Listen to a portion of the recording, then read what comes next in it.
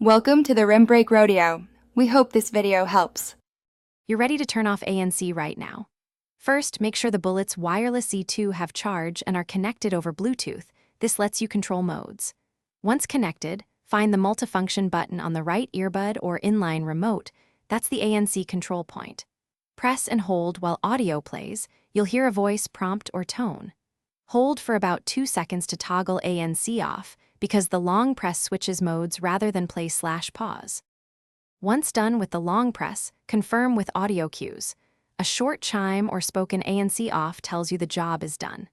If cues are muted, open your phone's Bluetooth settings and tap the Bullet's device entry. Some phones show the active mode there. Make sure media is playing while you test, because ANC often only engages during audio. If your OnePlus audio app presents ANC controls, use that to switch modes. It's more reliable for precise toggling and firmware-aware behavior.